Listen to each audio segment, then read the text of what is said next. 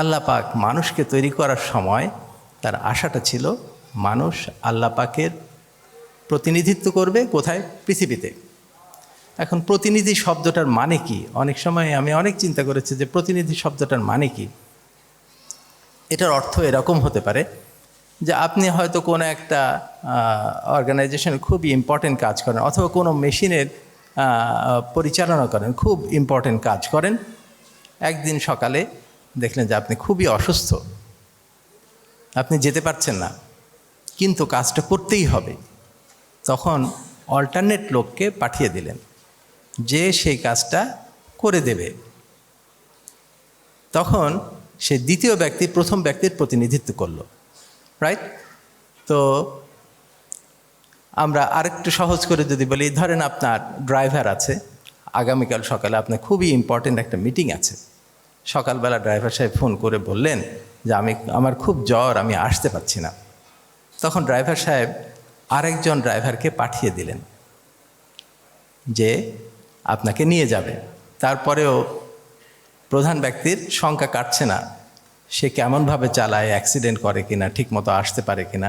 Driver সাহেব তাকে আশ্বস্ত করলেন, না স্যার, সে আমার মতোই চালায়, সে আপনাকে যথেষ্ট সুন্দরভাবে নিয়ে যাবে এবং নিয়ে আসবে, আমার থেকেই ভালো চালায় স্যার, আপনি ভয় পাবেন না। এই যে দ্বিতীয় ব্যক্তি প্রথম ব্যক্তির প্রতিনিধিত্ব করলো, রাইট?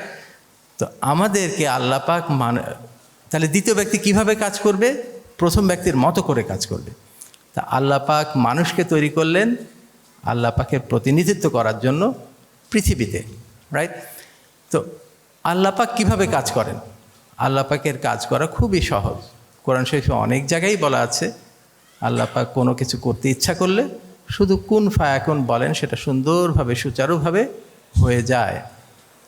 মানুষকে দিয়ে আল্লাহ পাকের কাজগুলি করাবেন, কিন্তু মানুষ সেভাবে তো করতে পারবে না। মানুষ আল্লাহ পাকের মতো করে যদি কাজ করতে পারে, তাহলেই সেটা আল্লাহ পাকের সঠিক প্রতিনিধিত্ব হবে। এখন প্রতিনিধিত্ব, তাহলে পৃথিবীতে যত কাজ আছে কোনো কাজই আল্লাহ পাক কুন ফায়াকুনের মাধ্যমে করবেন না, সমস্ত কাজই মানুষের মাধ্যমে করবেন। মানুষ কিভাবে কাজ করবে? আল্লাহ পাক যেভাবে কাজ করতেন সেভাবে। আমি যদি ডাক্তারি করি, এখন যে কোনো কাজ সম্পর্কে আল্লাহ পাক যদি সেই কাজটা করতেন, কীরকম হবে? সেটা সবচেয়ে নিখুঁত হবে, সবচেয়ে নিখুঁত হতে হবে। প্রথম ক্রাইটেরিয়া হচ্ছে আমার কাজটা সবচেয়ে নিখুঁত। যদি সেই কাজটা নিখুঁত না হয়, তাহলে আমার মনে হয় সেই কাজটা না করা উচিত। আমরা ডাক্তারি হবে না, সবাই বেশিরভাগ লোক এখানে ডাক্তার হবেন, অথবা যেই কাজই করুন না কেন, ডাক্তারি করার সময় আমার সবচেয়ে নিখুঁতভাবে আমার সেটা করতে হবে, তাহলে আল্লাহ পাকের প্রতিনিধিত্ব সঠিক হবে।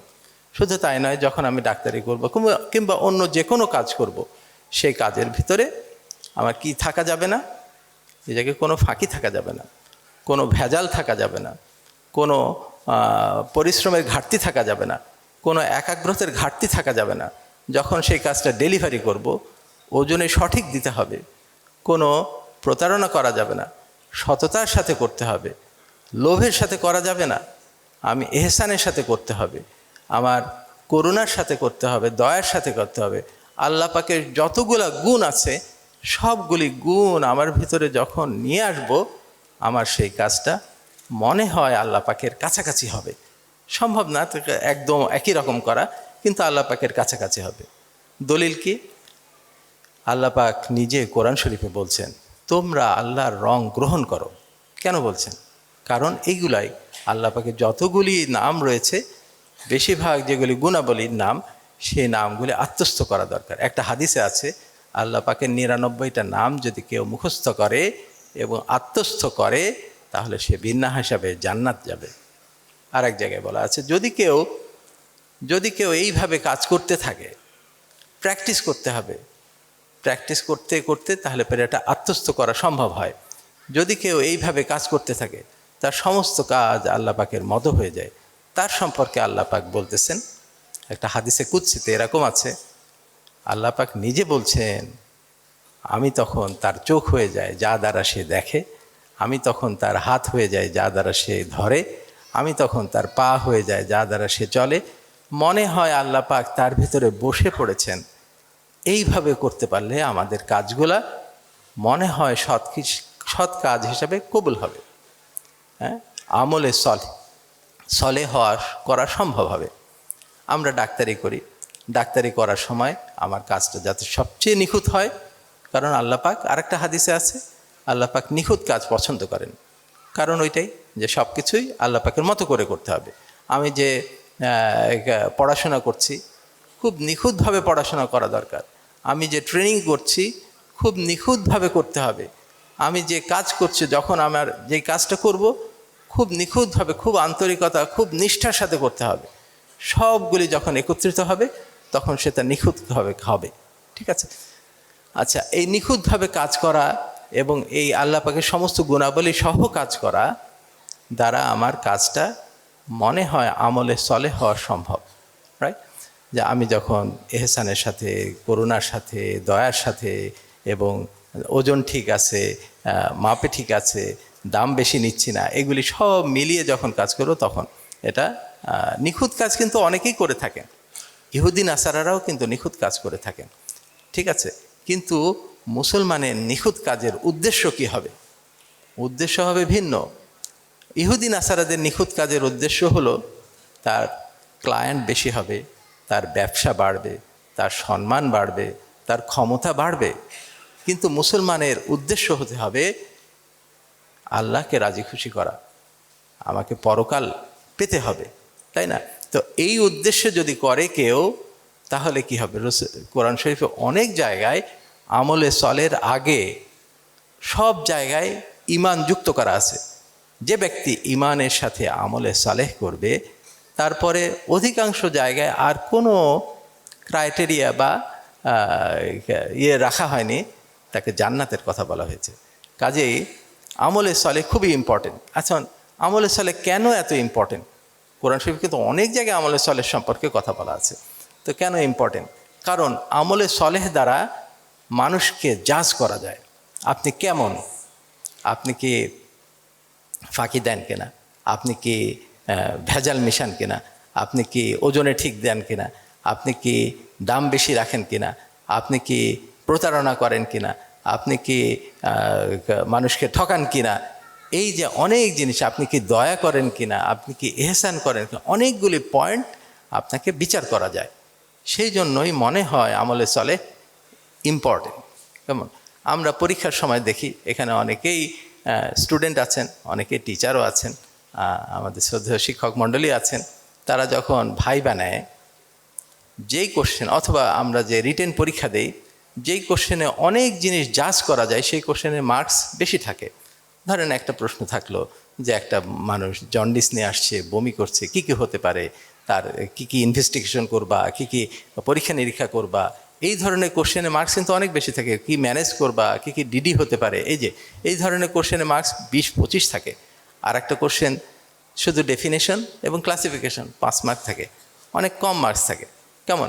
তো আমলে সলেহ দ্বারা যেহেতু মানুষকে বিচার করা যায়, অনেক জিনিস বিচার করা যায়, মানুষের গুণগুলা সম্পর্কে বিচার করা যায়, সেই জন্যই আমলে সলের গুরুত্ব অত্যন্ত বেশি আমার কাছে মনে হয়। তো মানুষ যখন এইভাবে আমলে সলেহ করতে থাকে, খুব ভালোভাবে কাজ করতে থাকে, তখন আল্লাহ পাক অটোমেটিক তাকে টাকা ঢেলে দেয়, তার সম্মান বাড়িয়ে দিতে থাকে, তার ক্ষমতা বাড়তে থাকে। আমরা মনে করি যে এগুলো আল্লাহ পাক খুশি হয়ে দিচ্ছেন, আমার কিন্তু মনে হয় না। আমার কাছে মনে হয় তাকে আরেকটা পরীক্ষার ভিতরে ফেলছেন। কারণ হলো, পরীক্ষার হলে ভাইবার টেবিলে যখন ছাত্র একটা কোশ্চেনের উত্তর সুন্দরভাবে দিয়ে দেয়, তখন পরীক্ষক তাকে দ্বিতীয় আরেকটু কঠিন প্রশ্ন জিজ্ঞেস করেন, কারণ তার মার্কস বাড়াতে চান। তাই? ঠিক আছে, শুধু আমলে সলেহ দ্বারা কতগুলি পরীক্ষা করা যায় না। কি কি? আপনি কি অপচয় করেন কিনা? আপনি কি বিলাসিতা করেন কিনা? আপনি কি অহংকার করেন কিনা? আপনি কি জুলুম করেন কিনা? এগুলো কিন্তু শুধু আমলে সলেহ দ্বারা বিচার করা যায় না। এইগুলি বিচার করতে হলে আপনাকে টাকা দিতে হয়, আপনাকে সম্মান দিতে হয়, আপনাকে ক্ষমতা দিতে হয়। আল্লাহ পাক ওই পরীক্ষাগুলি আপনাকে করবেন, সেই জন্য এগুলা দিয়ে দিচ্ছেন। কাজেই যখন আপনার অনেক টাকা হয়ে যাবে, এই আমলে সালে যদি সুন্দরভাবে করতে হয়। একটা উদাহরণ দিই, একজন দুধওয়ালা দুধ বিক্রি করে, সে সুন্দর খুব খাঁটি দুধগুলি কালেক্ট করে, সেখানে কোনো পানি মেশায় না, একদম ওজন সঠিকভাবে দেয়, দামও বেশি রাখে না, এহসান করে, ওজন দেওয়ার সময় একটু বাড়িয়ে দেয়, একটু বেশি দিয়ে দেয়। তার দোকানে দেখবেন সকালবেলায় দুধ শেষ হয়ে গেছে, তার ব্যবসা বাড়তে থাকবে। তার দ্বারা কি হবে? তার লাভ বাড়তে থাকবে, তার টাকা হতে থাকবে, তার সুনাম বাড়তে থাকবে, একসময় ক্ষমতাও বাড়তে থাকবে। উদ্দেশ্য এটাই, তাকে দ্বিতীয় স্তরের পরীক্ষা করছেন, সে কি করে, সে এই টাকা দিয়ে বিলাসিতা করে কিনা, সে অহংকার করে কিনা, সে কি বলে তুচ্ছতাচ্ছিল্য করে কিনা, সে কি দেমাক করে কিনা, সে কি জুলুম করে কিনা, এই জিনিসগুলাই পরীক্ষা করতেছেন। কাজে খুব সতর্কভাবে আমাদের চলতে হবে। এই পরীক্ষার পরেও যদি অনেক সময় মানুষকে বিপদ দ্বারা আল্লাহ পাক পরীক্ষা করেন। বিপদ দুটা কারণে হয়ে থাকে আমার ধারণা, যে একটা হলো কোরআন শরীফে আছে, মানুষ বিপদে পড়ে, সেগুলো হাতের কামাই হতে পারে, আমার গুনাহের কারণে হতে পারে, অথবা আল্লাহ পাক পরীক্ষা করেন। আমি অনেক চিন্তা করে দেখলাম, আচ্ছা যদি আমার গুনাহের কারণে হয়, তাহলে আমি আন্তরিকতার সাথে আমার গুনাহের গুলি বের করা, আমার কি ভুল হয়েছে, ত্রুটি হয়েছে, সেগুলো বের করা এবং সেটা থেকে তওবা করা, ফিরে আসা, এটা। আর যদি আল্লাহ পাক পরীক্ষা করতে থাকেন, পরীক্ষা সম্পর্কে আমরা একটু ভয় হয়, কি পরীক্ষা করছেন। মনে রাখবেন, আমরাও যখন ধরেন একটা বাবা মা আপনাকে সাঁতার শেখাচ্ছেন, অথবা বাবা আপনাকে সাঁতার শেখাতে নিয়ে গেছেন, পরীক্ষা করছেন সে সাঁতার পারে কিনা। সব সময় নিচে একটা হাত রেখে তারপরে দেখে যে বাচ্চাটা সাঁতার করতে পারে কিনা, সে ডুবে যাবে কিনা। কাজেই যে কোনো বিপদে ভয় না পাওয়া উচিত। আল্লাহ পাক আপনাকে পরীক্ষা করবেন, আপনাকে ধ্বংস করে দিয়ে কখনোই পরীক্ষা করবেন না, নিচে হাত রেখেই পরীক্ষা করবেন। কাজে আমাদের দৃঢ় বিশ্বাস রাখা উচিত যে যদি কোনো আমি পরীক্ষায় পড়ি বিপদের কারণে, আল্লাহ পাক অবশ্যই নিচে হাত রেখেই আমাকে পরীক্ষা করছে। আমাকে এখানে ধৈর্যের পরীক্ষা দিতে হবে এবং খুব স্থিরতার সাথে কাজ করতে হবে, এবং আমার কোনো ভুল ত্রুটি হয়েছে কিনা সেটা দেখে সেটা থেকে তওবা করে ফিরে আসা দরকার। এইভাবে যদি আমরা কাজ করি ডাক্তারি হিসাবে, ডাক্তারি তো আগে বললাম যে আমার পড়াশোনাটা ঠিক, আমার ট্রেনিং ঠিক, আমার যখন কাজ করব তখন খুব আন্তরিকতার সাথে কাজ করতে হবে, এবং যখন আমি এটা ডেলিভারি করব, কারো কাছে দিচ্ছি, সেবাটা দিচ্ছি, সেবাটা দেওয়ার সময় আমার কাছে মনে রাখা উচিত যে আমার সেই সেবা মূল্য যাতে অত্যাধিক না হয়, আমার এত টাকার দরকার নেই, কেমন। তো এইভাবে যদি আমি কাজ করি, আমি এহসান করব, আমি দয়া করব। একজন গরিব মানুষ আসছে, ডাক্তারিতে অনেক সুযোগ রয়েছে, গরিব মানুষ আসবে, বিভিন্ন ধরনের মানুষ আসবে, তার কাছে দয়া করা সম্ভব হয়, এহসান করা সম্ভব হয়, ফ্রি করা যায়, অনেক কিছুই করতে পারেন, তাই না? তো এইভাবে যদি কাজ করতে থাকি, মনে হয় আমাদের ডাক্তারিটা আল্লাহ পাক কবুল করার সম্ভাবনা রয়েছে। ঠিক আছে, তা আল্লাহ পাকের এই গুণাবলীগুলি যেটা আমরা নিতে পারি, আমরা গুণাবলী যদি অন্তরের ভিতরে ঢোকাতে পারি, এগুলো যদি প্রকাশ করতে পারি, তাহলে পারে আমার কাছে মনে হয় আমরা যে কবরে যাব, কবরে গেলে যে 3টা প্রশ্ন হবে, তোমার ধর্ম কি, ধর্ম কি, এটার উত্তরটা আমরা ইসলাম অটোমেটিক চলে আসবে। আমার একটা ধারণা, কবরে তো 3টা প্রশ্ন হবে, তোমার রব কে, তোমার ধর্ম কি, তোমার নবী কে ছিলেন। তো তোমার ধর্ম কি যখন বলা হবে, ধরুন এখন লেজার দিয়ে অনেক কিছু করা সম্ভব, এরকম লেলিহান শিখার মতো দেখা যাবে, অনেক জোরালো আগুনের মতো দেখা যাবে, লেজার দিয়ে তৈরি করা, ওর ভিতরে হাত দিলে আপনার আঙ্গুলে পুড়ে না, ওর উপরে পাতিল রাখলে গরম হয় না, ওর উপরে কোনো রান্না করতে গেলে রান্না হয় না। যদি এই রকম একটা আগুনের লেলিহান শিখাকে বলা হয় তুমি কে, ওই লেলিহান শিখা যদি বলে আমি আগুন, আপনি কি অ্যাকসেপ্ট করবেন? মনে হয় না, কারণ আগুনের কোনো গুণই নাই, দেখতে আগুনের মতো, আগুনের কোনো গুণ নাই।